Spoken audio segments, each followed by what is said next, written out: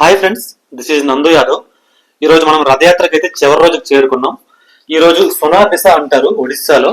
అంటే స్వామివారికి, జగన్నాథ స్వామివారికి, సుభద్రాదేవికి మరియు బలభద్రుడికి అయితే బంగారంతో అలంకరిస్తారు అన్నమాట చివరి రోజున.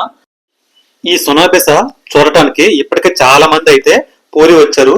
చాలా గ్రాండ్ గా అయితే జరిపిస్తారు ఈ కార్యక్రమాన్ని. ముగింపు వేడుకలు అని చెప్పుకోవచ్చు. రథయాత్రకి చివరి దశకు చేరుకుంది కాబట్టి ఈ రోజు లాస్ట్ రోజు అనమాట రథయాత్ర. ఎలా ఉండబోతుందో ఈ రోజు అయితే నేను మీకు చూపించబోతున్నాను ఈ పూర్తి రథయాత్ర. వీడియో స్టార్టింగ్ నుంచి ఎండింగ్ వరకు అయితే మిస్ అవ్వకుండా చూడండి. పూర్తి వివరాలు అయితే నేను మీకు ఇవ్వడానికి ప్రయత్నిస్తాను. ఇక్కడ నుండి మనం రథాల దగ్గరకు చేరుకోవాలంటే ఇంచుమించు 1.5 కిలోమీటర్ అయితే ఉంటుంది. చాలా ఎక్కువ ఉన్నారు క్రౌడ్. చూడండి ఎంతమంది వచ్చారో ఈ రోజు చివరి రోజు కాబట్టి. రైల్వే స్టేషన్ దగ్గర నుంచి ఇక్కడ పూరి జగన్నాథ స్వామి ఆలయం వరకు ఎక్కడ కూడా అసలు ఖాళీ అయితే లేదు. పూర్తిగా షార్ట్ కట్ రూట్స్ కూడా ఫుల్ అయిపోయి ఉన్నాయి. మేమైతే కొంచెం షార్ట్ కట్స్ లో రావాలని చూసాం కానీ కుదరలేదు. మళ్ళీ రైట్ వేలోనే వచ్చి దీంట్లో చేరుకున్నాం. ఈ చాలా టైం పట్టేలా ఉంది మందిరం దగ్గర చేరుకోవడానికి. అయితే ఫుల్ గా క్రౌడ్ ఉన్నారు. అసలు వెళ్ళడానికి అవ్వట్లేదు అనమాట. అంతమంది పోలీస్ సిబ్బంది కూడా అసలు ఎవరిని కూడా మనకి మేనేజ్ చేయలేకపోతున్నారు. ఇంత క్రౌడ్ ని అక్కడక్కడ అయితే ఆపేసి అక్కడ దర్శించుకున్న వాళ్ళకి బయటకు పంపేసి ఇక్కడ మళ్ళీ అయితే మనకి విడిచిపెట్టడం జరుగుతుంది. సో అలా అవడం వల్ల మనకి చాలా లేట్ అయ్యే అవకాశాలు అయితే ఉన్నాయి. క్రౌడ్ చాలా ఎక్కువగా ఉండడం వల్ల ఇక్కడైతే చాలా వేడిగా ఉంది వాతావరణం. అందుకే మీరు ఇప్పుడు చూస్తున్నారు కదా, ఆ ట్యాంకర్లతో మనకి వాటర్ గన్స్ తో వాటర్ స్ప్రే చేస్తున్నారు. దానివల్ల కొంచెం చల్లబడుతుందనేసి. చాలా వేడిగా ఉంది అసలు. చాలా ఇబ్బందిగా కూడా ఉంది వెళ్ళటానికి. ఎందుకంటే చాలా మంది పూరి రైల్వే స్టేషన్ నుంచి ఇక్కడికి రావడానికి 3 గంటలు అయితే పట్టింది. నార్మల్ గా అయితే మనకి పూరి రైల్వే స్టేషన్ నుంచి జగన్నాథ్ టెంపుల్ కి వెహికల్స్ అయితే కంటిన్యూస్ గా ఉంటాయి. కానీ ఈ రథయాత్ర వల్ల ఏంటంటే అవన్నీ ఆపేశారనమాట. మనం పూరి రైల్వే స్టేషన్ దిగిన తర్వాత నడిచి వెళ్లాల్సి ఉంటది. మొత్తం రోడ్స్ అన్ని బ్లాక్ చేసేసి ఓన్లీ ఒక వేయము వెళ్ళడానికి, ఇంకో వేయము రావడానికి మాత్రమే ఉంచారనమాట. క్రౌడ్ ఎక్కువగా ఉండడం వల్ల. కాబట్టి అక్కడ చేరుకోవడానికి కూడా అయితే చాలా సమయం పడుతుంది. ఈ సంవత్సరం రథయాత్రకు కూడా చాలా ప్రత్యేకతలు ఉన్నాయి. అందుకే చాలా మంది అయితే దేశాల నుంచి మనకి రావడం జరిగింది. మనకి ఏదైతే 46 ఏళ్ళ తర్వాత ఈ రత్న భండాగారాన్ని గది తలుపులు తెరుస్తారనేసి ప్రచారం గట్టిగా అయితే జరిగిందో దానివల్ల ఏంటంటే ప్రజలందరికీ కూడా చాలా క్యూరియాసిటీ పెరిగిందనమాట. ఇప్పుడు మనం జగన్నాథ స్వామి టెంపుల్ దగ్గరికి అయితే చేరుకున్నాం. మనకి ఇక్కడే అయితే ఈ 3 రథాలని ఉంచుతారన్నమాట.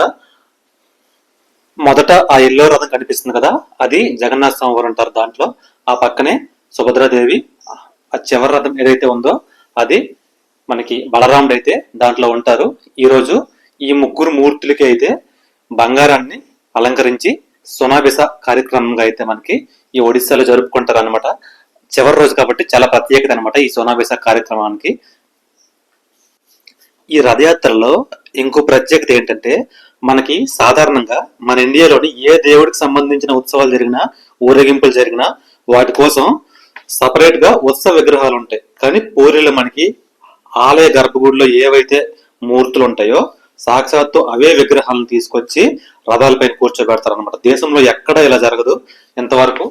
ఓన్లీ పూరిలో మాత్రమే మనకి గర్భగుడిలో ఏవైతే విగ్రహాలను పూజిస్తారో అవే విగ్రహాలను తీసుకొచ్చి మనకి రథాలపైన కూర్చోబెట్టి భక్తులకి దర్శనం కోసం చూపిస్తారనమాట. ఇప్పుడు మనకి మరికొద్ది క్షేపట్లో అయితే హారతి కార్యక్రమం జరుగుతుంది జగన్నాథ స్వామికి, సుభద్రాదేవికి, బలభద్రుడికి అన్నమాట. చూడండి క్లియర్ గా జూమ్ చేసి చూపిస్తున్నా.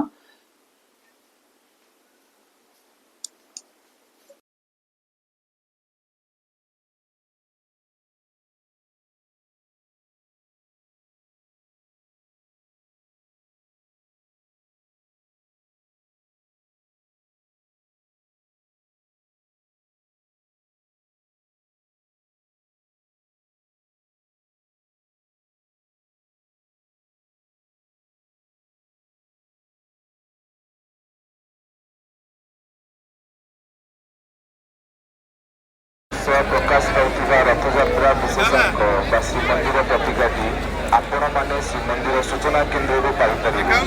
ଶ୍ରୀମନ୍ଦିରର ପ୍ରତିକ୍ରିୟା ମୂଲ୍ୟ 10 ଟଙ୍କା ରଖାଯାଇଅଛି। ଯେଉଁ ଦର୍ଶନାର୍ଥୀ ଭକ୍ତମାନେ ଶ୍ରୀମନ୍ଦିର ପ୍ରତିକ୍ରିୟାଟି ପାଇନାହାନ୍ତି ଆପଣମାନେ 10 ଟଙ୍କା ମୂଲ୍ୟ ଦେଇ